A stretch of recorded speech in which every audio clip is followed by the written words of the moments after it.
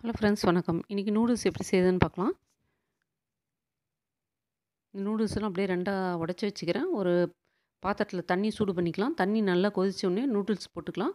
Cover மேலே 8 நிமிஷம் வேக வைங்கன்னு போட்டிருக்கு. கரெக்டாக 8 நிமிஷத்தில் வெந்துருச்சு. வெந்த நூடுல்ஸ்லாம் அப்படியே ஒரு வடியில் போட்டு நம்ம டேப் வாட்டரை ஓப்பன் பண்ணி நல்லா அலசிக்கலாம். ஒரு பேனில் எண்ணெய் ஊற்றி வச்சுருக்கேன். எண்ணெய் காஞ்சோடனே சீரகம் போட்டுக்கலாம். சீரகம் வெடித்தோடனே ஒரு 7, 8 பூண்டு குட்டி குட்டியாக கட் பண்ணி வச்சுருக்கேன். பூண்டு போட்டுக்கிட்டேன். ஒரு பெரிய வெங்காயம் நீல வாக்கில் கட் பண்ணி போட்டிருக்கேன். அதுலேயே ஸ்ப்ரிங் ஆனியனோட தண்டெல்லாம் கட் பண்ணி போட்டுக்கிறேன். Soya sauce, dark soya sauce 1 table spoon போட்டிருக்கேன். ஆசன் சாஸ் 1 ஸ்பூன் போட்டுக்கிறேன். தனி மிளகாத்தூள் 1 டீஸ்பூன், மஞ்சள் தூள் 1 டீஸ்பூன், உப்புத்தூள் தேவையான அளவு போட்டுக்கலாம். விருப்பப்பட்டால் நீங்கள் மிளகுத்தூள் கூட போட்டுக்கலாம். 1 ஸ்பூன் ஆப்பிள் சைடர் வினிகர் போட்டிருக்கேன். நல்லா ஃப்ரை பண்ணிக்கலாம். கொஞ்சம் 1 ஸ்பூன் தண்ணி ஊற்றி நல்லா கொதிக்க வச்சுக்கலாம். சாஸ் நல்லா கொதிக்கும் போது நம்ம ரெடி பண்ணி வச்சுருக்க நூடுல்ஸ் எல்லாம் உள்ளார போட்டு நல்லா பிரட்டிக்கலாம். இந்த ரெசிபி உங்களுக்கு பிடிச்சிருந்தா லைக் பண்ணுங்கள், ஷேர் பண்ணுங்கள், சப்ஸ்கிரைப் பண்ணுங்கள். மேலே ஸ்ப்ரிங் ஆனியன் போட்டுக்கலாம். தேங்க்யூ.